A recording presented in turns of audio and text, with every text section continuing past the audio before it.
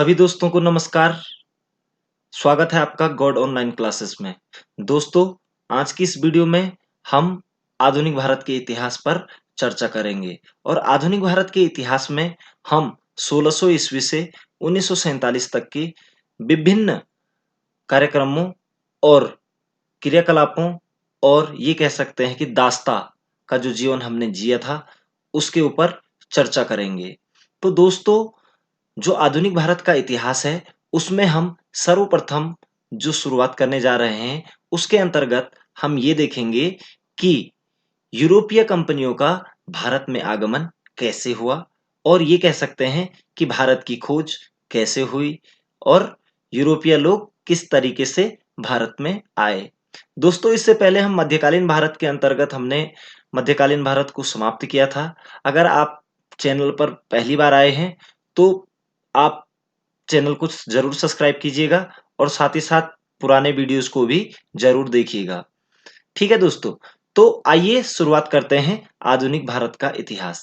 दोस्तों, सबसे पहले इसमें एक बात पर चर्चा ये कर लेते हैं कि भारत की खोज कैसे हुई थी और कौन लोग यहाँ पर सबसे पहले आए। यहाँ पर भारत की खोज से मतलब दोस्तों ये नहीं है कि भारत पहली बार खोजा गया, नहीं। स्थल मार्ग के द्वारा तो विदेशी भारत में बहुत प्राचीन काल से ही आते रहे हैं, लेकिन जल मार्ग द्वारा भारत की खोज 15वीं शताब्दी के अंत में हुई थी, जब वास्को डी गामा नामक पुर्तगाली भारत की यात्रा पर निकला और उसने भारत की खोज की थी।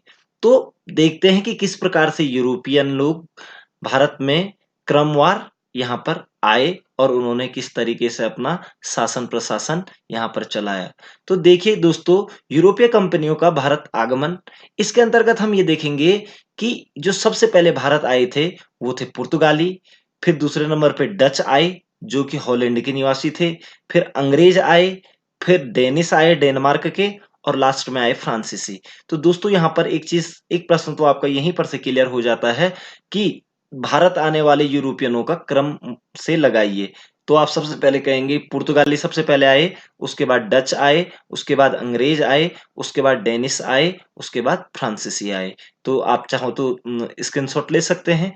परीक्षा की दृष्टि से पूछा जाने वाला यहाँ पर पहला प्रश्न बन जाता है आपका। ठीक है दोस्तों, अब इनको क्रमवार पढ़ते हैं कि कैसे पुर्तगाली आए, कैसे डच, अंग्रेज, फ्रांसीसी और डेनिस लोग भारत में आए। तो दोस्तों, सबसे पहले बात करते हैं पुर्तगालियों की। ठीक है, वास्को डी गामा पहला यूरोपीय व्यापारी था जिसने भारत के समुद्री मार्ग की खोज की। वह 1498 ईस्वी में कालीकट के समुद्र तट पर उतरा। इस अभियान में अब्दुल मनिक नाम का गुजराती उसका पथ प्रदर्शक बना था। दोस्तों, यहाँ पर एक बहुत इंपॉर्टेंट चीज आ रही है कि जो भारत की खोज की थी वो किसने की थी? वास्को डी गामा ने की थी। ठीक है, और वो 17 मई 1498 ईस्वी को कालीकट के समुद्र तट पर उतरा था। अब कालीकट आपको पता होना चाहिए दोस्तों, ये केरल में पड़ता है। ठीक है ना? तो भारत की खोज किसने की थी? वास्को डी गामा ने की थी। कब की थी? 1498 ईस्वी में की थी, यानी कि 15वीं शताब्दी के अंत में। ठीक है, 15वीं शताब्दी के अंत में वास्को डी गामा ने 1498 ईस्वी में भारत की खोज की थी। अब वास्को डी गामा किस देश का था? तो दोस्तों, पुर्तगाल का था। ठीक है ना दोस्तों? तो पुर्तगाल से आया एक नाविक जिसका नाम था वास्को डी गामा, उसने 1498 ईस्वी में भारत की खोज की थी। ठीक है, और इस अभियान में उसने उसका जो पथ प्रदर्शक था वो कौन था? गुजरात का व्यक्ति था और उसका नाम था अब्दुल मनिक। तो ये प्रश्न भी कई बार पूछ लिया जाता है कि वास्को डी गामा का पथ प्रदर्शक यानी कि रास्ता दिखाने वाला कौन था? तो अब्दुल मनिक था। और दोस्तों, यहाँ पर एक चीज और आपको क्लियर रखनी है, जब वो कालीकट पहुंचा तो उस समय कालीकट का जो शासक था वो था जमोरिन। कौन था? जमोरिन। तो जमोरिन का शासन था उस समय कालीकट में। तो जमोरिन के शासनकाल में वास्को डी गामा भारत आया था और वास्को डी गामा आपका पुर्तगाली था। ठीक है दोस्तों, उसके बाद 9 मार्च 1500 ईस्वी को 13 जहाजों के बेड़े का नायक बनकर पेड्रा अल्वारेस केब्राल जल मार्ग द्वारा भारत को रवाना हुआ। ठीक है, वास्को डी गामा के बाद भारत आने वाला वह दूसरा पुर्तगाली था। तो पहली बात तो ये हो जाती है कि पहला भारत में आने वाला पहला पुर्तगाली कौन था? तो आप कहेंगे वास्को डी गामा। दूसरा कौन था? तो आप कहेंगे पेड्रो अल्वारेज कैब्राल। ठीक है दोस्तों, पेड्रो अल्वारेज केब्राल। तो कैब्राल भी आप याद रखोगे तो कैब्राल कई बार पूछ लिया जाता है कि दूसरा पुर्तगाली कौन था जो जल मार्ग द्वारा भारत आया था। तो आप कहेंगे पेड्रा अल्वारेज कैब्राल। ठीक है। उसके बाद वास्को डी गामा 1502 ईस्वी में दूसरी बार आया था भारत। ये प्रश्न भी पूछ लिया जाता है, यहाँ पर स्क्रीन पर नहीं दिख रहा है आपको, लेकिन मैं आपको एक बात बता देता हूं कि 1502 ईस्वी में पुनः दूसरी बार वास्को डी गामा भारत आया था। तो प्रश्न इस तरीके से पूछा जाता है कि वास्को डी गामा भारत दोबारा या पुनः कब आया था? तो आप कहेंगे दूसरी बार में 1502 ईस्वी में, दो दूसरी बार। ठीक है ना, 1498 में पहली बार और 1502 ईस्वी में दूसरी बार वास्को डी गामा भारत आया था दोस्तों। ठीक है। पुर्तगालियों ने अपनी पहली व्यापारिक कोठी कोचीन में खोली। कोचीन भी आपका सर दोस्तों कहां पर है? केरल में है। तो केरल में उन्होंने, केरल के कोचीन बंदरगाह पर के आसपास उन्होंने अपनी क्या खोली? पहली व्यापारिक कोठी खोली, जहां से कि वो व्यापार कर सकते थे। पुर्तगाली व्यापारियों ने भारत में कालीकट, गोवा, दमन दीव एवं हुगली बंदरगाहों में अपनी व्यापारिक कोठियां स्थापित की दोस्तों। ठीक है। तो जहां-जहां समुद्री मार्ग, क्योंकि ये नाविक थे तो ये ज्यादातर अपना, क्योंकि इन्होंने सारा व्यापार समुद्र के रास्ते करना था, इसलिए इन्होंने जहां हमारे समुद्री क्षेत्रों में क्या किया, चाहे वो कालीकट है या गोवा है, दमन द्वीप, हुगली बंदरगाहों के आसपास इन्होंने क्या किया? अपनी व्यापारिक कोठियां स्थापित की। ठीक है। पूर्व जगत के काली मिर्च और मसालों के व्यापार पर एकाधिकार प्राप्त करने के उद्देश्य से पुर्तगालियों ने 1503 ईस्वी में कोचीन में अपने पहले दुर्ग की स्थापना भी की। कोचीन में उन्होंने अपना एक दुर्ग भी बनाया था। ठीक है दोस्तों, और ये यहाँ से व्यापार करने लगे काली मिर्च और मसालों का। तो विशेष रूप से काली मिर्च और मसालों का इन्होंने क्या किया था? व्यापार प्रारंभ किया था हमारे देश में, क्योंकि काली मिर्च और मसाले खूब मात्रा में होते हैं और दक्षिण भारत में तो सबसे ज्यादा होते हैं। तो वहीं से इन्होंने क्या किया था? इसका व्यापार अपने यूरोप के देशों में, या फिर ये कह सकते हैं कि पुर्तगाल और यूरोप के देशों में इन्होंने क्या किया था? व्यापार करना शुरू किया था। ठीक है दोस्तों। तो इनके जो पहला जो दुर्ग की स्थापना की थी वो भी इन्होंने कहां पर की थी? कोचीन में। इन्होंने पहली व्यापारिक कोठी भी अपनी कहां लगाई थी? कोचीन में लगाई थी दोस्तों। अब देखते हैं 1505 ईस्वी में फ्रांसिस्को द अल्मेडा भारत में प्रथम पुर्तगाली वायसराय बनकर आया। तो ये कह सकते हैं गवर्नर बनकर आया। तो भारत में पहला पुर्तगाली गवर्नर कौन था? तो उसका नाम था फ्रांसिस्को द अल्मेडा। ठीक है। फ्रांसिस्को द अल्मेडा भारत में प्रथम पुर्तगाली वायसराय बनकर आया। उसने सामुद्रिक नीति को अधिक महत्व दिया। यानी कि समुद्र में एक्चुअली क्या होता था दोस्तों, उस समय जब ये आते थे तो अरब के व्यापारियों को के साथ इनकी अनबन होती थी। तो इन्होंने समुद्र में लुटेरों का काम जैसा भी करना शुरुआत की थी। तो फ्रांसिस्को द अल्मेडा भारत का क्या बना? पहला पुर्तगाली गवर्नर। ये आपको क्लियर रखनी है। उसके बाद 1509 ईस्वी में अल्बुकर्क भारतीय क्षेत्र में दूसरा पुर्तगाली गवर्नर नियुक्त हुआ। पहला फ्रांसीसी सॉरी पहला जो आपका पुर्तगाली गवर्नर था उसका नाम था फ्रांसिस्को द अल्मेडा, और दूसरा दूसरा जो गवर्नर था उसका नाम था अल्बुकर्क। ठीक है ना।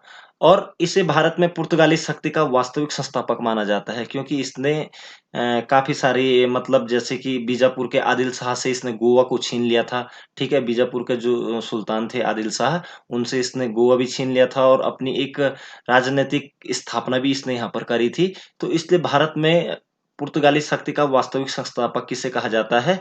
अल्बुकर्क को कहते हैं। तो एक बार पुनः सुन लीजिए क्वेश्चन किस तरीके से आता है कि भारत में पुर्तगाली शक्ति का वास्तविक संस्थापक किसे माना जाता है? तो आप कहेंगे अल्बुकर्क, जो कि क्या था? पुर्तगाली गवर्नर था भारत में, और वो भी दूसरे नंबर का। पहला था फ्रांसिस्को द अल्मेडा और दूसरा था आपका अल्बुकर्क। तो दोस्तों क्वेश्चन बन जाते हैं यहां पर से, तो इन चीजों को आपको क्लियर रखना है। ठीक है। उसके बाद दोस्तों आगे बढ़ते हैं। पुर्तगाली गवर्नर नानहू डी कुन्हा ने 1529 में कोचीन की जगह गोवा को राजधानी बनाया। तो इसके बाद इनके गवर्नर बनते गए और एक गवर्नर आया इनका नानहू डी कुन्हा। तो उसने 1529 ईस्वी में दोस्तों कोचीन की जगह, पहले इनकी जो राजधानी थी इन्होंने अपनी राजधानी कोचीन को बनाया था। उसके बाद इन्होंने राजधानी कहाँ बना दिया? गोवा बना दिया, क्योंकि जो अल्बुकर्क है उसने आदिल शाह से क्या कर लिया था? गोवा को छीन लिया था। 1542 ईस्वी में पुर्तगाली गवर्नर अल्फांसो डिसूजा के साथ प्रसिद्ध जेसुइट संत फ्रांसिस्को जेवियर भारत आया था। ठीक है ना।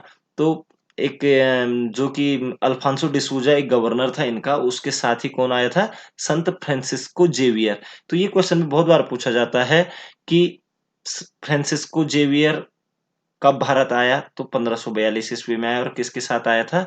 पुर्तगाली गवर्नर अल्फांसो डिसूजा के साथ भारत आया था। उसके बाद दोस्तों एक बहुत इंपॉर्टेंट बात आ रही है कि भारत में गोथिक स्थापत्य कला का आगमन पुर्तगालियों के साथ हुआ। तो गोथिक स्थापत्य कला जो थी वो एक इस तरीके की कला थी कि जो उसमें मेहराब बनाए जाते थे, वो नुकीले बनाए जाते थे और ऊंची-ऊंची बिल्डिंगें बनाई जाती थी जिससे कि मकाने या इमारतें ये कह सकते हैं कि ऊंची दिखे। तो भारत में जितने भी लगभग-लगभग चर्च जो दिखते हैं, ठीक है? तो उनमें लगभग कौन-सी स्थापत्य कला पाई जाती है? गोथिक स्थापत्य कला ही पाई जाती है। तो गोथिक स्थापत्य कला भारत में किसके द्वारा प्रदान की गई थी? तो आप कहेंगे पुर्तगालियों के द्वारा प्रदान की गई थी। ठीक है दोस्तों, तो बहुत अच्छे इंपॉर्टेंट क्वेश्चन बन रहे हैं दोस्तों। तो आगे देखते हैं, पुर्तगालियों के आगमन से भारत में तंबाकू की खेती, मोस्ट इंपॉर्टेंट क्वेश्चन है दोस्तों, ये बहुत बार पूछा जाता है कि तंबाकू की खेती भारत में सबसे पहले प्रारंभ किसने की थी? तो आप कहेंगे पुर्तगालियों ने की थी। इसके साथ-साथ जहाज निर्माण, क्योंकि उससे पहले जहाज निर्माण में उतना कार्य नहीं होता था, लेकिन पुर्तगालियों के आने से भारत में जहाज निर्माण का कार्य तथा प्रिंटिंग प्रेस की शुरुआत हुई। तो मुख्य रूप से 3 चीजें यहाँ पर हैं, तंबाकू की खेती भारत में शुरू हुई, जहाज निर्माण का कार्य शुरू हुआ और प्रिंटिंग प्रेस की शुरुआत हुई। तो इस प्रकार से भारत की जो प्रथम प्रिंटिंग प्रेस की स्थापना 1556 ईस्वी में गोवा में हुई थी। तो ये प्रश्न भी बहुत बार पूछा जाता है कि भारत में प्रथम प्रिंटिंग प्रेस की स्थापना कब हुई थी? आप कहेंगे 1556 ईस्वी में हुई थी। कहाँ हुई थी? आप कहेंगे गोवा में हुई थी। और किसने की थी? तो पुर्तगालियों ने की थी। तो दोस्तों ये चीजें देखी हमने कि पुर्तगालियों का किस तरीके से भारत में अपना राज किया और व्यापार किया। और इस प्रकार से हम देखते हैं कि 1961 ईस्वी तक पुर्तगाली हमारे भारत में रहे थे। ठीक है ना? तो गोवा और दमन और दीव वाले क्षेत्र में ये रहे थे। ठीक है? तो दोस्तों हम ये कह सकते हैं कि जो सबसे पहले भारत आए और सबसे लास्ट में ये भारत से गए। तो सबसे अंत में भारत से जाने वाले यूरोपीय कौन सा देश था? तो आप कहेंगे पुर्तगाल था। ठीक है दोस्तों? तो ये हो गई पुर्तगाल की कहानी। अब आगे बढ़ते हैं डच। दोस्तों यहाँ पर एक कंपनी एक मतलब ये कह सकते हैं आपकी नागरिक हैं डच। डच जो लोग हैं वो हॉलैंड के निवासी थे। हॉलैंड जिसे कि नीदरलैंड भी कहा जाता है। ठीक है दोस्तों? तो एक्चुअली यूरोप में उस समय क्या हो गया था कि बिजनेस माइंड लोग थे ये लोग और व्यापार की इनके अंदर बहुत ज्यादा लालसा थी। ठीक है? तो इन्होंने व्यापार के लिए क्या किया, समुद्री मार्गों से विभिन्न देशों की खोजें प्रारंभ की और उन देशों से अपने देशों में व्यापार करना शुरू किया और यूरोप में भी करना शुरू किया, जिससे कि इनको अत्यधिक, क्योंकि ये यहाँ से क्या ले जाते थे, कम रेट पे ले जाते थे और वहां जाकर दुगनी तिगुनी कीमतों पर इस उसे बेचते थे। ठीक है? तो डच लोग भी भारत आने की सोच रहे थे और आए वो उसके बाद भारत। ठीक है? तो डच लोग, सबसे पहला क्वेश्चन तो ये बन जाता है कि जो डच लोग थे वो कहाँ के निवासी थे? आप कहेंगे हॉलैंड। अगर ऑप्शन में हॉलैंड नहीं दिखता है दोस्तों तो आप कहेंगे नीदरलैंड के निवासी थे। ठीक है? तो डच एक प्रजाति है मानव की। ठीक है? और कहाँ की है? हॉलैंड की। तो ये प्रश्न बहुत बार पूछा जाता है कि डच कहाँ के निवासी थे? तो आप कहेंगे हॉलैंड के निवासी। ठीक है? भारत में डच ईस्ट इंडिया कंपनी की स्थापना 1602 ईस्वी में की गई थी। ठीक है? 1602 ईस्वी में तो डच ईस्ट इंडिया कंपनी की स्थापना हुई थी दोस्तों, लेकिन इससे पहले ही 1596 ईस्वी में, ठीक है, भारत आने वाला प्रथम डच नागरिक कौन था? कार्लोनिस डे हस्तमान। कार्लोनिस डे हस्तमान। जैसे आपको पूछा जाएगा कि पहला जो पुर्तगाली था भारत आने वाला, तो वो आपका कौन था? Vasco D gamma. और पहला डच व्यक्ति कौन था जो भारत आया था पहली बार? तो आप कहेंगे कार्लोनिस डे हस्तमान था। ठीक है दोस्तों? उसके बाद 1596 में तो कार्लोनिस डे हस्तमान पहला व्यक्ति आ चुका था। और कंपनी की स्थापना कब हुई? डच ईस्ट इंडिया कंपनी की स्थापना 1602 ईस्वी में हुई थी। उसके बाद 1605 ईस्वी में डच कंपनी ने मुसलीपट्टनम में अपनी पहली फैक्ट्री स्थापित की। ये मुसलीपट्टनम भी दोस्तों नीचे ही है आपका, ये केरला साइड में। ठीक है? मुसलीपट्टनम में अपनी पहली फैक्ट्री इन्होंने स्थापित की। देखिए आपने देखा था पुर्तगालियों ने अपनी जो पहला फैक्ट्री लगाई थी वो लगाई थी कोचीन में। ठीक है? और डचों ने कहाँ लगाई? मुसलीपट्टनम में लगाई थी। 1639 ईस्वी में डचों ने गोवा पर आक्रमण किया। ठीक है? 39 में गोवा पर आक्रमण किया। ठीक है, उसके बाद कुछ टाइम इन्होंने गोवा में राज भी किया। उसके बाद 1641 ईस्वी में मलक्का पर नियंत्रण के बाद मलक्का पर इन्होंने नियंत्रण किया और बाद में 1658 ईस्वी में लंका पर अधिकार कर लिया, यानी कि श्रीलंका में इन्होंने अधिकार कर लिया और उसी दिशा को ये आगे बढ़ गए। डचों ने पुलिकट में अपने स्वर्ण निर्मित पगोड़ा सिक्के का प्रचलन किया। दक्षिण भारत में आपको पुलिकट में इन्होंने क्या किया था, अपने सिक्के चलाए थे और जिनका नाम क्या था, पगोड़ा। तो पगोड़ा सिक्कों का प्रचलन भारत में किन्होंने किया था, तो आप कहेंगे डचों ने किया था। ठीक है, डचों ने पगोड़ा सिक्का का प्रचलन किया था, जो कि भारतीय राज्यों में काफी टाइम तक चला था। ठीक है, आपने मराठा का शिवाजी को भी पढ़ा था, तो वहां भी हमने पगोड़ा सिक्कों को देखा था। ठीक है, तो डचों ने क्या किया था, पगोड़े सिक्के का प्रचलन कराया था यहाँ पर। 1759 ईस्वी में बेदरा की लड़ाई में, एक बेदरा की लड़ाई होती है। ठीक है, जिसमें अंग्रेजों की तरफ से जो लड़ाई करने वाला नायक होता है वो क्लाइव होता है। तो क्लाइव के हाथों पराजित हो जाते हैं। तो एक क्वेश्चन यहीं पर आ जाता है दोस्तों कि बेदरा की लड़ाई किसके बीच में हुई थी, तो अंग्रेजों और डचों के बीच में हुई थी। ठीक है ना, और इस लड़ाई को हार जाते हैं डच और उन्हें अपना नियंत्रण भारतीय क्षेत्रों से समाप्त करना पड़ता है। ठीक है, अपना नियंत्रण यहाँ से समाप्त कर देते हैं और उसके बाद लंका की तरफ को चल जाते हैं। तो बेदरा की लड़ाई कब हुई थी, तो 1759 ईस्वी में। ठीक है दोस्तों, और किस किस के बीच में हुई थी, तो अंग्रेजों और डचों के बीच में हुई थी। उसके बाद भारत में डचों के आगमन के कारण सूती वस्त्र उद्योग निर्यात की सर्वोच्च स्थिति पर पहुंच गया था। जो डचों ने यहाँ से किया, जैसे आपने पुर्तगालियों को देखा, तो पुर्तगालियों ने सबसे ज्यादा किसका यहाँ से जो निर्यात किया था, वो काली मिर्च और मसालों का किया। और जब डच लोग यहाँ पे आए तो इन्होंने यहाँ से सूती वस्त्रों का बहुत ज्यादा निर्यात किया, कच्चा माल भी ये ले गई। तो उस समय की जो सूती वस्त्र उद्योग की जो निर्यात की जो स्थिति थी, वो उस समय की सर्वोच्च स्थिति थी भारत की। ठीक है दोस्तों, तो ये बातें थी डचों से संबंधित। ठीक है दोस्तों, अब देखते हैं आगे अंग्रेजों को, जिन्होंने कि हमें लगभग लगभग 300 सालों तक अपना गुलाम बना करके रखा। दोस्तों, इंग्लैंड, यानी कि जो अंग्रेज थे वो इंग्लैंड के थे। ठीक है, ब्रिटिशर्स भी कहा जाता है इन्हें। ठीक है, तो ब्रिटेन के राजा और रानी वहां पर हुए थे, तो उन्हीं के टाइम पर उनसे अधिकार पत्र लेकर के ये भारत में आए थे। तो पहले ये इनका जो अधिकार पत्र था वो 10 साल का, सॉरी 15 साल का था, फिर उसे 20 साल के लिए बढ़ा दिया गया था। फिर इस प्रकार से जब उन्होंने अपनी महत्वाकांक्षा के आधार पर भारतीय में फूट डालो और राज करो वाली नीति को जब अपनाया, तो इस प्रकार से समय बढ़ता गया और भारत पर अंग्रेजों ने भारत को अपना गुलाम बना दिया। ठीक है, तो अंग्रेजों की कहानी कहाँ से शुरू होती है दोस्तों। ठीक है, इंग्लैंड की रानी एलिजाबेथ प्रथम के समय 1600 ईस्वी में ब्रिटिश ईस्ट इंडिया कंपनी की स्थापना हुई थी। ठीक है, तो सबसे पहले ईस्ट इंडिया कंपनी की स्थापना, ब्रिटिश ईस्ट इंडिया कंपनी।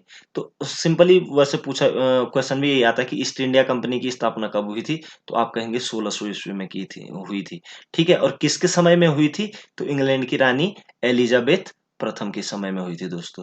ठीक है, ब्रिटेन के सम्राट जेम्स प्रथम ने 1608 ईस्वी में कैप्टन हॉकिंस को अपने राजदूत के रूप में मुगल सम्राट जहांगीर के दरबार में भेजा। दोस्तों, जहांगीर पे वीडियो बनाई गई है। ठीक है, और वहां पर भी ये चीज बताई गई थी कि 1608 ईस्वी में कैप्टन हॉकिंस को भेजा था किसने, ब्रिटेन के सम्राट जेम्स प्रथम ने। ठीक है, लेकिन वह व्यापारिक अनुमति प्राप्त करने में असफल रहा था। ठीक है, और वो यहाँ पर लगभग 2-3 साल रहा। ठीक है, कौन कौन रहा, हॉकिंस, कैप्टन हॉकिंस यहाँ पर रहा, क्योंकि वो फारसी भाषा का बहुत अच्छा ज्ञाता था। ठीक है, और वो रहा यहाँ पर। और जब उसकी मतलब जो बातों से जहांगीर काफी खुश हुआ। ठीक है, क्योंकि उसको जो अधिकार नहीं दिए गए वो विफल इसलिए हुआ क्योंकि सूरत के व्यापारियों ने उस समय क्या कर दिया था, विद्रोह कर दिया था कैप्टन हॉकिंस का। ठीक है, इसलिए उसको अधिकार नहीं मिल पाया व्यापार का यहाँ पर। लेकिन जहांगीर उससे बहुत खुश हो गया था और जहांगीर ने उसे 400 की मनसबदारी भी दी थी आगरा में। ठीक है, 3 साल तक वो जहांगीर, मतलब जहांगीर के दरबार में भी रहा था। ठीक है, तो जब वो असफल हो जाता है तो 1615 ईस्वी में सर टॉमस रो भारत आते हैं। ठीक है, और उसे व्यापार की क्या मिल जाती है, अनुमति मिल जाती है। ठीक है दोस्तों, तो यहाँ से व्यापार के लिए अनुमति मिल जाती है। इसी दौरान 1608 ईस्वी में जब कैप्टन हॉकिंस यहाँ पर आता है, तो वो एक अपना एक फैक्ट्री सूरत में खोल देते हैं वो तब। तो भारत में पहले अंग्रेजों ने पहली फैक्ट्री कहाँ पर खोली थी? तो सूरत में खोली थी, वो भी 1608 ईस्वी में खोली थी दोस्तों, ये चीज़ क्लियर रखना आप, ठीक है? तो भारत में आने वाला प्रथम व्यक्ति कौन था? तो कैप्टन हॉकिंस था, ठीक है? मुगल सम्राट के काल में। उसके बाद दूसरा व्यक्ति सर टॉमस रो था, ठीक है? अब जो ईस्ट इंडिया कंपनी थी दोस्तों, जो प्रारंभ था वो, क्योंकि वो बिज़नेसमैनों का क्या था, एक ग्रुप था वो, ठीक है? तो जो बिज़नेसमैन थे वो यानी कि साझेदार थे, तो उसमें प्रारंभ में 217 साझेदार थे और इनका जो पहला गवर्नर था, वो था टॉमस स्मिथ, ठीक है? तो प्रथम अंग्रेज गवर्नर, ईस्ट इंडिया कंपनी का प्रथम गवर्नर कौन था? ईस्ट इंडिया कंपनी का प्रथम गवर्नर भारत में कौन था? तो आप कहेंगे टॉमस स्मिथ, ठीक है दोस्तों? उसके बाद दोस्तों 1611 ईस्वी में अंग्रेजों ने अपने पहली व्यापारिक कोठी मुसलीपट्टनम में स्थापित की। मुसलीपट्टनम में इनकी पहली व्यापारिक कोठी इन्होंने स्थापित करी, यानी कि एक ऑफिस टाइप का इन्होंने खोला। फैक्ट्री तो इन्होंने सबसे पहले कहाँ खोल दी थी? सूरत में इन्होंने खोल दी थी 1608 ईस्वी में, ठीक है? तो ये बात मैं कह ही चुका हूँ कि अंग्रेजों ने अपनी पहली फैक्ट्री सूरत में स्थापित की थी। तो यहाँ पर आपने देखा दोस्तों कि जो ईस्ट इंडिया कंपनी की स्थापना हुई थी वो किसके समय में हुई थी? तो इंग्लैंड की रानी एलिजाबेथ प्रथम के समय में हुई थी। और कौन से सन में हुई थी? तो 1600 ईस्वी में हुई थी, ठीक है? उसके बाद पहला व्यक्ति हॉकिंस था, उसके बाद दूसरा व्यक्ति आपका सर टॉमस रो था, ठीक है? उसके बाद प्रारंभ में अगर ये प्रश्न पूछ लेगा कि ईस्ट इंडिया कंपनी में प्रारंभ में कितने साझेदार थे? तो आप कहेंगे 217। और इनका पहला गवर्नर कौन था? ईस्ट इंडिया कंपनी का पहला गवर्नर कौन था? तो आप कहेंगे टॉमस स्मिथ था, ठीक है? और इनकी पहली व्यापारिक कोठी कहाँ पर इन्होंने खोली अपनी? तो मुसलीपट्टनम में, ठीक है? और पहली फैक्ट्री इन्होंने कहाँ पर स्थापित करी थी अपनी? सूरत में स्थापित करी थी। तो ये चीजें आपको माइंड में रखना है। उसके बाद दोस्तों 1651 ईस्वी में शाह सूजा ने अंग्रेजों को बंगाल में व्यापार का अधिकार दे दिया। शाह सूजा मुगल शासक था, ठीक है? तो 1651 ईस्वी में शाह सूजा ने क्या कर दिया था? ये शाहजहां के टाइम की बात है, तो शाहजहां ने इसको सूबेदार बनाया था बंगाल का, शाह सूजा को। तो शाह सूजा ने 1651 में क्या दे दिया था? बंगाल में इनको अंग्रेजों को यानी कि ईस्ट इंडिया कंपनी को बंगाल में भी व्यापार करने का अधिकार दे दिया, ठीक है? उसके बाद ये व्यापार करते रहे 1717 ईस्वी में फर्रुखसियर, जो कि क्या है, मुगल बादशाह था, ठीक है? फर्रुखसियर ने अंग्रेजों को बिना कर दिए बंगाल में बिना कर दिए व्यापार का अधिकार दे दिया। तो ये प्रश्न बन जाता है कि बंगाल में बिना कर दिए व्यापार का अधिकार अंग्रेजों को किसने दिया था? तो आप कहेंगे 1717 ईस्वी में फर्रुखसियर ने दिया था, ठीक है दोस्तों? तो देखिए अपने पाँव पे कुल्हाड़ी मारने का काम यहीं से धीरे-धीरे शुरू हो जाता है। उसके बाद 1757 ईस्वी में बंगाल के नवाब सिराजुद्दौला को प्लासी के युद्ध में पराजित कर अंग्रेजों ने राजनीतिक शक्ति के रूप में अपना वर्चस्व स्थापित किया। देखिए दोस्तों, यहीं से हमारे देश जो अंग्रेजों की गुलामी के अंतर्गत आया, तो यहाँ से कार्यक्रम शुरू हो जाता है। 1757 ईस्वी में जो कि एक्चुअली आप कह सकते हैं कि मुगल सम्राट सिराजुद्दौला जो था, ठीक है? वो बंगाल से जब उसने देखा कि अंग्रेजों की शक्तियाँ बढ़ रही हैं, राजनीतिक शक्ति के रूप में बार-बार दखल दे रहे हैं, तो उसने इनके साथ युद्ध करना चाहा और प्लासी के मैदान में, प्लासी आज की डेट में पश्चिम बंगाल में पड़ता है दोस्तों, ठीक है? तो पहला क्वेश्चन तो यही बन जाता है कि प्लासी का युद्ध कब हुआ था? तो 1757 ईस्वी में हुआ था। किस-किस के बीच में हुआ था? तो बंगाल के नवाब सिराजुद्दौला और अंग्रेजों के बीच में हुआ था, ठीक है दोस्तों? अब यहाँ पर एक चीज़ देखनी है आप लोगों को कि इसके हारने के क्या कारण थे? तो दोस्तों हारने के कारण क्या थे कि एक तरफ तो सिराजुद्दौला की तरफ मीर मदान और मोहनलाल जैसे क्या थे? देशभक्त थे, लेकिन दूसरी ओर मीर जाफर जैसा देशद्रोही भी था, जो कि क्या किया जिसने कि क्या किया, जब प्लासी का युद्ध शुरू हुआ, तो उसने उस समय मतलब बिना युद्ध किए ही ये कह सकते हैं कि युद्ध किया ही नहीं इसने, ठीक है? तो जब ये बात पता चली तो बिना युद्ध के ही सिराजुद्दौला की हार हो जाती है, ठीक है? और यहीं से कहा जाता है कि जो मीर जाफर था, उसे क्लाइव, क्योंकि उस समय अंग्रेजों का जो सेनापति था वो क्लाइव था, लॉर्ड रॉबर्ट क्लाइव। तो रॉबर्ट क्लाइव की कठपुतली कहा जाता था मीर जाफर को। ठीक है, तो मीर जाफर को उसके बाद क्या 1757 के बाद मीर जाफर को बंगाल का नवाब बना दिया जाता है, क्योंकि नवाब बनने की चाहत में वो अंग्रेजों का क्या करता है, साथ देता है, और सिराजुद्दौला की हार हो जाती है प्लासी के युद्ध में। तो मीर जाफर को क्या कर दिया जाता है, राजा बना दिया जाता है। ठीक है, उसके बाद जब मीर जाफर को अंग्रेजों की असलियत का पता लगने लग जाता है, तो नहीं, अंग्रेजों की जो भूख होती है वो बढ़ती जाती है। मीर जाफर क्या करता है, उनको इस नवाब बनाने की एवज में 24 परगने की जमींदारी भी उनको वसूलने के लिए दे देता है अंग्रेजों को, और क्लाइव को काफी सारे पौंड उपहार के रूप में देता है। ठीक है, लेकिन अंग्रेजों की भूख नहीं मिटती है। ठीक है, वो क्या करते हैं, सिराजुद्दौला को पद से हटा करके, सॉरी, मीर जाफर को नवाब के पद से हटा करके अब मीर कासिम को लाते हैं। ठीक है, तो मीर कासिम के साथ भी उनकी झड़पें शुरू होने लग जाती है लगभग 1763 ईस्वी में ही, और 1764 में मीर कासिम का युद्ध होता है, बक्सर का युद्ध अंग्रेजों के साथ। तो इस मीर कासिम, जो ये मीर कासिम होता है, और अवध के नवाब इसमें होते हैं मुगल सम्राट शाह आलम द्वितीय और सुजाउदौला। तो ये तीन मिलकर के शाह आलम द्वितीय, सुजाउदौला और मीर कासिम की सेनाओं को क्या कर किया जाता है कि बक्सर के युद्ध में अंग्रेजों के साथ युद्ध के लिए जाते हैं। लेकिन यहाँ भी वही होता है, और अंग्रेज क्या करते हैं कि असद खां और जैनुल जैनुल आबदीन को धन का लालच देकर, क्योंकि जो जो कि इनके क्या थे, सेनापति थे, इनको धन के लालच देकर के खरीद लेते हैं, और ये युद्ध हार जाते हैं। तो 1764 ईस्वी में बक्सर के युद्ध में शाह आलम, सुजाउदौला और मीर कासिम की सेनाओं को पराजित करते हैं, कौन, अंग्रेज करते हैं। और यहाँ से अब जो नवाब होता है, जो बंगाल का जो राजा होता है, वो अब कठपुतली क्या, वो एक उसकी एक नौकर की भी स्थिति नहीं रहती है अंग्रेजों के युग में, क्योंकि अब अंग्रेज अब शासन में आ गए। तो बहुत सारी बातें होती हैं। 1765 ईस्वी में इलाहाबाद की संधि के बाद कंपनी का दिल्ली पर भी प्रभुत्व स्थापित हो जाता है। तो अभी तक तो बंगाल में थे, और 1765 ईस्वी में इलाहाबाद की संधि होती है इनके बीच में, और उसके बाद दिल्ली पर भी प्रभुत्व स्थापित हो जाता है। ये कह सकते हैं आपकी लगभग लगभग पूरा देश को इन्होंने, उत्तरी भारत को और पूर्व उत्तर भारत को इन्होंने अपने कब्जे में ले लेते हैं। ठीक है, और उसके बाद कहानियां चलती रहती है दोस्तों। और 1757 का विद्रोह के बाद 1861 में ईस्ट इंडिया कंपनी का शासन को समाप्त कर क्राउन का सीधा शासन प्रारंभ कर दिया जाता है। तो हमने देखा कि अभी हम इस पे आगे चर्चा करेंगे, क्योंकि अंग्रेजों को ही हमने पूरा पढ़ना है, तो इसलिए मैंने यहाँ पर शॉर्ट शॉर्ट लाया कि अभी हमने सिर्फ ये देखा कि आगमन कैसे हुआ इनका। ठीक है, तो अंग्रेजों को तो अभी हम बहुत ही मतलब तरीके से आगे देखेंगे। ठीक है, तो 1861 में ईस्ट इंडिया कंपनी का शासन समाप्त हो गया था।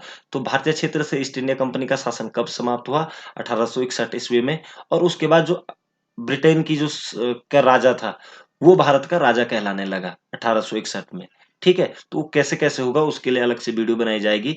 तो हम ये कह सकते हैं कि इस तरीके से हमने अंग्रेजों की कहानी को देखा। तो दोस्तों यहाँ पर विशेषकर दो प्रश्न यहाँ पर बनते हैं। एक तो प्लासी का युद्ध कब हुआ था, तो आप कहेंगे 1757 ईस्वी में हुआ था, जो कि सिराजुद्दौला और क्लाइव के बीच में हुआ था। और दूसरा युद्ध 1764 ईस्वी में बक्सर का युद्ध हुआ था, जो कि शाह आलम द्वितीय, ठीक है, सुजाउदौला और मीर कासिम की संयुक्त सेनाओं के साथ किसने युद्ध किया था, अंग्रेजों ने युद्ध किया था। तो अंग्रेजों की विजय हो जाती है, और इसी युद्ध के बाद दिल्ली पर भी प्रभुत्व स्थापित हो जाता है अंग्रेजों का।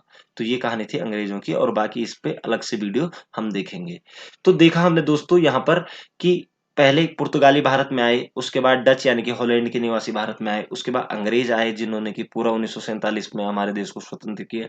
उसके बाद दोस्तों डेनिस या डेन इनको बोलते हैं, तो ये भी आए, डेन डेन नागरिक या डेन के लोग।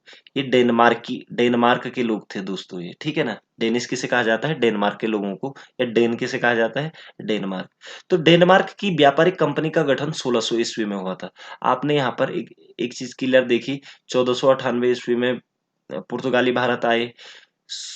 उसके बाद 1602 ईस्वी में आपके कौन आए, यहाँ पर डच ईस्ट इंडिया कंपनी, ठीक है ना। उसके बाद 1615 ईस्वी में लगभग लगभग अंग्रेज भारत पहुंचे थे, ठीक है ना। उसके बाद 1616 ईस्वी में डेनमार्क की व्यापारिक कंपनी का गठन हुआ था, डेनिश ईस्ट इंडिया कंपनी आप कह सकते हैं, ठीक है ना। इस कंपनी ने त्रिंकुबार तमिलनाडु तथा श्रीरामपुर बंगाल में अपनी फैक्ट्रियां स्थापित की। इसका कोई इस यहाँ पर से ज्यादा प्रश्न नहीं बनते हैं, बस इतना याद रख लीजिएगा कि डेनमार्क की व्यापारिक कंपनी का गठन कब हुआ था, तो 1616 ईस्वी में हुआ था, ठीक है। और उसके बाद 1868 ईस्वी में डेनिश कंपनी ने निकोबार द्वीप समूह के अपने अधिकार अंग्रेजों को बेच दिए और भारतीय क्षेत्रों से उनका नियंत्रण समाप्त हो गया। तो 1868 ईस्वी में ये भारत से चले भी गए थे। तो 1616 में आए और 1868 ईस्वी में चले गए थे। अंग्रेजों को इन्होंने अपना अधिकार बेच दिए थे और यहाँ से चल दिए थे। तो दोस्तों आपने देखा पुर्तगाली, डच, अंग्रेज, उसके बाद डेनिश आए और लास्ट में जो आते हैं वो आते हैं फ्रांसीसी। तो लुई 14वें के समय 1664 ईस्वी में फ्रेंच ईस्ट इंडिया कंपनी की स्थापना हुई थी। तो फ्रेंच ईस्ट इंडिया कंपनी की स्थापना कब हुई थी? 1664 ईस्वी में हुई थी और उस समय फ्रांस के जो राजा थे वो लुई 14वें थे। ठीक है, बहुत बार पूछा जाता है एक प्रश्न भी। ठीक है, यह सरकारी आर्थिक सहायता पर निर्भर थी। ठीक है, यह जो कंपनी थी ना ये सरकारी आर्थिक, क्योंकि राजा ने भेजे थे, तो यह सरकारी आर्थिक सहायता पर निर्भर थी, अथवा इसे सरकारी व्यापारिक कंपनी भी कहा जाता है। और इनके असफल होने के कारण भी यही थे। ठीक है, भारत में इनके असफल होने के कारण भी यही थे, क्योंकि कोई भी परमिशन लेनी है तो पहले राजा को से इन्फॉर्मेशन लेनी पड़ती थी, आज्ञा लेनी पड़ती थी, तो आने जाने में ही उस समय जहाजों से बहुत समय लगता था। ठीक है, इसलिए क्या हो गए थे, असफल हो गए थे। तो सरकारी व्यापारिक कंपनी किस देश की थी, तो आप कहेंगे फ्रांसीसी कंपनी थी। ठीक है ना। भारत में फ्रांसीसियों की पहली कोठी 1668 ईस्वी में सूरत में स्थापित की। तो इन्होंने भी पहली कोठी जो थी वो कहाँ पर स्थापित की, सूरत में स्थापित की। 1673 ईस्वी में फ्रांसिस मार्टिन ने पांडिचेरी नगर की स्थापना की। बहुत इंपॉर्टेंट क्वेश्चन आ रहा है दोस्तों, पांडिचेरी जो कि हमारा ये क्या है, केंद्र शासित प्रदेश है, इसकी स्थापना किसने की थी? फ्रांसिस मार्टिन ने की थी और 1673 ईस्वी में की थी। तो फ्रांसिस मार्टिन को आप याद रखेंगे पांडिचेरी का संस्थापक। ठीक है, 1673 ईस्वी में। ठीक है, अब क्या होता है कि लंबे समय तक भारत में अपने नियंत्रण के लिए अंग्रेज और फ्रांसीसियों के बीच में संघर्ष बना रहा। अब यहाँ से इनके बीच में संघर्ष शुरू हो जाता है, क्योंकि ये चाहते थे कि हमारा क्षेत्र ज्यादा हो, हम क्योंकि ये एक व्यापार करने में, क्योंकि दोनों कंपनियां तो भारत में व्यापार की दृष्टि से आई थी और ये चाहते थे कि हमारा क्षेत्र ज्यादा फैले भारत में व्यापार करने के लिए। तो इनके बीच में क्या रहे, संघर्ष होते रहे। ठीक है, उसके बाद 1742 ईस्वी में डुप्ले भारत का फ्रेंच गवर्नर बना। तो डुप्ले भारत का गवर्नर बना और इसके टाइम पर ही यहाँ पर युद्ध हुए थे, कर्नाटक के युद्ध। ठीक है, तो जो व्यापार को बढ़ाने के लिए इनके बीच में युद्ध हुए थे वो कर्नाटक युद्ध के नाम से जाने जाते हैं। तो दोस्तों यहाँ पर 3 कर्नाटक के युद्ध हुए। प्रथम कर्नाटक का युद्ध जो हुआ वो 1746 से 48 तक 2 साल तक चला था। तो कर्नाटक का प्रथम युद्ध कब कब हुआ था, तो 1746 से 48 तक। दूसरा कर्नाटक युद्ध कब चला था, 1749 से 1754 ईस्वी तक, 49 से 54। और तीसरा कर्नाटक का युद्ध चला 1756 से 1763। तो जो प्रथम कर्नाटक का युद्ध था वो वो क्यों हो रहा था, वो एक्चुअली क्या था कि ऑस्ट्रिया एक देश है कहाँ पर, यूरोप में। वहां पर उत्तराधिकार के लिए क्या हो रहा था, युद्ध हो रहा था। और वहां पर भी फ्रांस और अ, ये कह सकते हैं कि अंग्रेज एक दूसरे के विपक्ष में थे, क्योंकि प्रसा वहां पर एक देश है। तो अंग्रेज लोग ऑस्ट्रिया के फेवर में थे और जो फ्रांस था वो प्रसा के फेवर में था। ठीक है, तो क्या होता है कि उसी की नोक-झोंक के कारण से यहाँ पर भी भारत में भी इनमें आपसी टकराव शुरू हो गया और प्रथम कर्नाटक युद्ध हुआ था 1746 ईस्वी से 1748 तक चला। और जो प्रथम कर्नाटक युद्ध जो समाप्त हुआ था वो 48 में हुआ और एक संधि हुई थी, एला सापला। एला सापला की संधि हुई थी। कहाँ पर हुई थी, ये यूरोप में ही हुई थी। ठीक है, ब्रिटेन और किसके बीच में, फ्रांस के बीच में। तो एला सापला की संधि के समाप्त होने से प्रथम कर्नाटक युद्ध भी क्या हो गया था, समाप्त हो गया था। तो ये बहुत ज्यादा पूछा जाता है ये प्रश्न कि प्रथम कर्नाटक युद्ध कौन से संधि के बाद समाप्त हुआ था, तो आप कहेंगे एला सापला की संधि के बाद क्या हुआ था, ये प्रथम कर्नाटक युद्ध समाप्त हुआ था। प्रथम कर्नाटक युद्ध कब से कब तक चला था? 46 से 48 तक चला था। ये क्लियर आपको अपने माइंड में रखना है। उसके बाद दूसरा जो कर्नाटक युद्ध था वो उसके 1 साल बाद शुरू हो गया। 1749 से 1754 तक चला ये, ठीक है? इस युद्ध में फ्रांसीसी गवर्नर की हार हुई। देखो प्रथम युद्ध में तो काफ़ी कुछ अंग्रेज़ों को क्या मद्रास को अपने समर्पण करने के लिए मद्रास को छीन लेते हैं वो अंग्रेज़ों से, ठीक है? पहले युद्ध में। दूसरे युद्ध में अब यहाँ से हार होनी शुरू हो जाती है फ्रांसीसी गवर्नर की, ठीक है ना? और पौंडीचेरी की संधि से क्या होता है, उसके बाद इनकी पौंडीचेरी की संधि होती है, ठीक है? तो प्रथम जो कर्नाटक युद्ध जो समाप्त हुआ था, वो हुआ था एला सापला की संधि से और जो दूसरा कर्नाटक युद्ध जो कि 1754 ईस्वी तक चला था, वो समाप्त हुआ पौंडीचेरी की संधि के बाद दोस्तों, ठीक है? उसके बाद तीसरा जो कर्नाटक युद्ध हुआ था, वो उसके 2 साल बाद फिर यानी कि 1756 ईस्वी से 1763 ईस्वी तक चला दोस्तों और इसे सप्तवर्षीय युद्ध भी कहा जाता है। तो यहाँ पर एक प्रश्न बहुत बार पूछा जाता है कि सप्तवर्षीय युद्ध के नाम से किस युद्ध को जाना जाता है? तो आप कहेंगे कर्नाटक के तृतीय युद्ध को। और सप्तवर्षीय युद्ध किसके बीच में हुआ था? आप कहेंगे फ्रांसीसी और अंग्रेजों के बीच में हुआ था।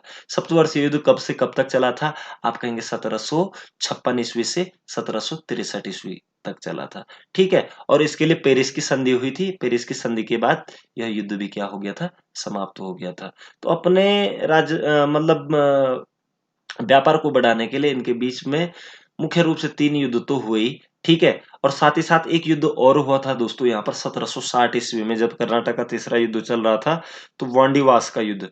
1760 ईस्वी में सर आयरकूट के नेतृत्व में अंग्रेजों ने वांडीवास के युद्ध में फ्रांसीसियों को हराया, ठीक है? और 1761 में पौंडीचेरी को फ्रांसीसियों से छीन लिया था दोस्तों। तो आपको ये चीज़ क्लियर होनी चाहिए कि 1760 ईस्वी में जो वांडीवास का युद्ध हुआ था, ठीक है? वो किसके बीच में होता तो फ्रांसीसियों और अ, अंग्रेजों के बीच में हुआ था और 61 में उन्होंने क्या कर लिया था फ्रांसीसियों से पौंडीचेरी छीन लिया था। तो आपको पता है कि जब कर्नाटक का जब तीसरा युद्ध चल रहा था 63 तक चला, ठीक है? क्योंकि ये भारत में ही नहीं चल रहा था दोस्तों, ये वहाँ भी चल रहा था, यूरोप में भी चल रहा था इनके बीच में। तो वहाँ के परिणाम यहाँ अ, दिखते थे। वहाँ अगर युद्ध विराम हो रहा तो यहाँ पे युद्ध में क्या हो जाता था विराम लग जाता था। तो वहाँ पर पेरिस की संधि हुई थी 63 में 1763 ईस्वी में। तो उसके बाद 1763 ईस्वी में इन्होंने चंद्रनगर को छोड़कर अंग्रेजों ने चंद्रनगर की कुटिया इन्होंने बसाई थी वेस्ट बंगाल में। क्योंकि बंगाल पे अब तब तक क्या हो गया था अंग्रेजों का पूर्ण रूप से राज हो गया था। तो चंद्रनगर की कोठियों को छोड़ करके बाकी जितने भी क्षेत्र थे फ्रांसीसियों के ये सारे उनको वापस दे दिए गए फ्रांसीसियों को वापस दे दिया गया और पौंडीचेरी भी वापस दे दिया गया। तो आपको पता होना चाहिए कि पौंडीचेरी 1954 में स्वतंत्र हुआ था क्योंकि यहाँ पर फ्रांसीसियों के अपना कब्जा था। ठीक है ना? तो एक स्वतंत्र मतलब एक केंद्र शासित प्रदेश के रूप में शामिल किया गया था भारत में। तो फ्रांसीसी भी अंग्रेजों से देर तक यहाँ पर रहे लेकिन इन्होंने अपना सिर्फ व्यापार किया था यहाँ पर, ठीक है? तो क्वेश्चन ये भी बन जाता है दोस्तों कि असफलता के क्या कारण थे फ्रांसीसियों के? तो एक सरकारी मतलब सरकारी कंपनी होना भी इनका क्या था, ठीक है? एक मतलब यहाँ पर हारने का मुख्य कारण रहा था। ठीक है दोस्तों? तो ये हमने कहानी देखी थी, आप कह सकते हैं कि फ्रांस की। तो दोस्तों हमने देखा कि किस प्रकार से सबसे पहले पुर्तगाली, उसके बाद डच आए, उसके बाद अंग्रेज आए, उसके बाद डेनिश आए और उसके बाद फ्रांसीसी आए। तो ये 5 कंपनियाँ भारत में आई और उनमें से अंग्रेजों ने यहाँ पर बाजी मारी और अंग्रेजों ने भारत पर भी जमकर राज किया। जमकर राज ही क्या कि गुलाम बनाया अपना और लूट-मार, तबाही और हर चीज़ किया। तो आगे हम अंग्रेज़ों को ही पढ़ेंगे दोस्तों। तो शायद आशा करता हूँ कि आप लोगों को ये वीडियो ज़रूर पसंद आया होगा। अगर आपने अभी तक चैनल को सब्सक्राइब नहीं किया है दोस्तों तो प्लीज़ चैनल को सब्सक्राइब कर लीजिएगा ताकि आपको इस तरीके की वीडियो मिलती रहे। तो आपका समय शुभ हो, आपके उज्जवल भविष्य की कामना करता हूँ। जय हिंद, जय भारत।